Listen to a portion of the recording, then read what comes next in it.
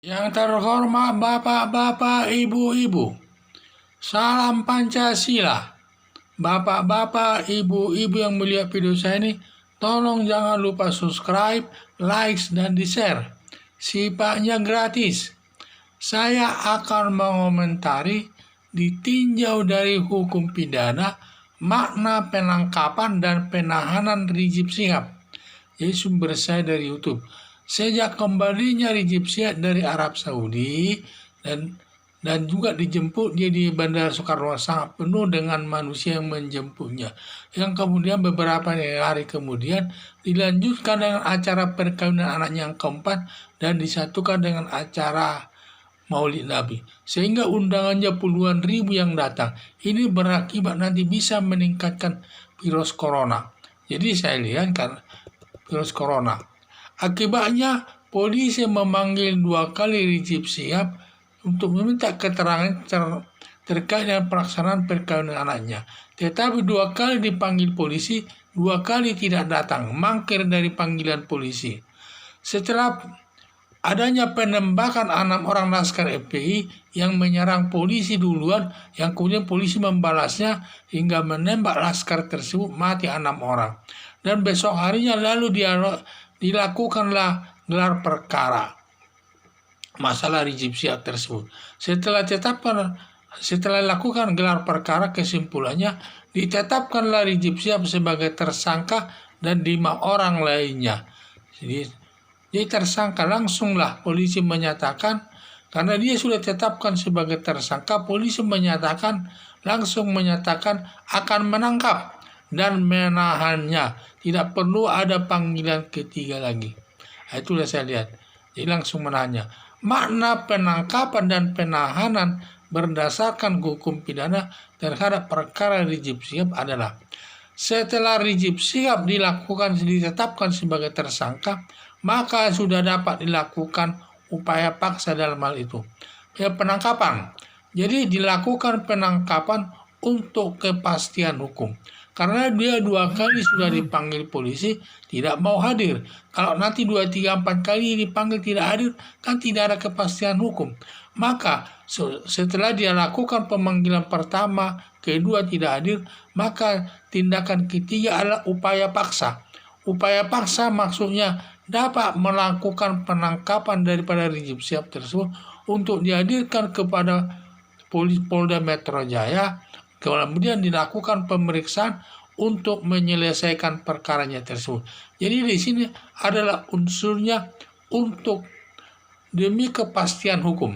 Karena kalau nanti tidak ada kepastian hukum, semua berkali-kali dipanggil, berkali-kali tidak hadir, tidak ada nanti penyelesaian perkara tersebut.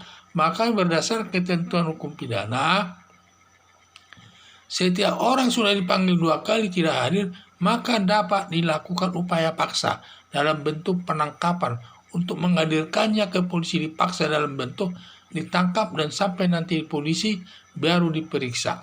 Nah, itulah alasan. Jadi alasan itu penangkapan itu maksudnya dasar penangkapan itu untuk kepastian hukum agar perkaranya dapat diselesaikan sesuai dengan aturan hukum yang berlaku. Kemudian makna daripada menahan. Setelah dia ditetapkan sebagai tersangka, maka polisi melakukan penahanan. Ada 2 hal di dalam penahanan ini. Penahanan ini ada 2 hal. Satu, alasan objektif.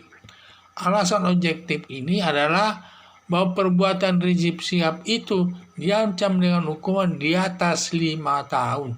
Berarti perbuatan-perbuatan yang dilakukannya itu harus di atas 5 tahun baru dapat dilakukan nanti penahanan. Karena banyak kasusnya Rizik Syihab ini, kalau nggak salah ada 8 kasusnya. Tentu di antara kasus itu yang ada ancamannya yang di atas 5 tahun. Dan juga di situ banyak juga tindakan-tindakannya yang hanya perbuatannya sangat hukumannya cukup berat. Antara lain dia mengajak makar, melakukan revolusi, berdarah dan sebagainya. Ini sudah termasuk makar ini. Ancaman hukumannya sampai 20 tahun atau di atas 10 tahun ancaman hukumannya ini. Jadi kedua itu alasan objektif tadi ya. Kedua atau B, alasan subjektif. Alasan subjektif melakukan penahanan yaitu alasannya agar tidak melarikan diri.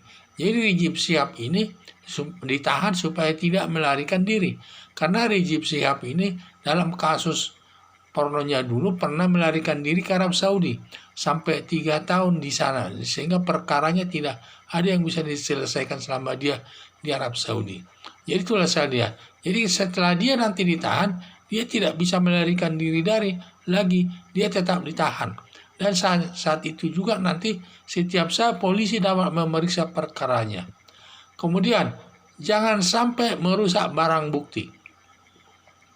Karena sering juga terjadi terdakwa tidak ditahan, dia di lapangan merusak barang bukti. Entah apakah dijual, apakah dibuang, atau dan sebagainya.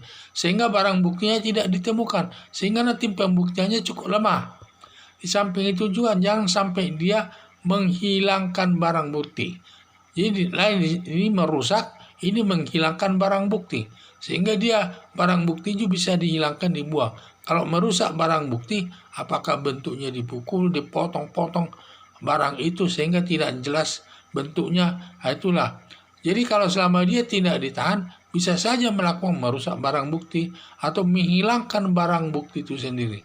Kemudian ada juga agar tidak mempengaruhi para saksi-saksi. Jadi selama dia di luar, bisa saja nanti dia mempengaruhi saksi-saksi yang akan diperiksa di polisi.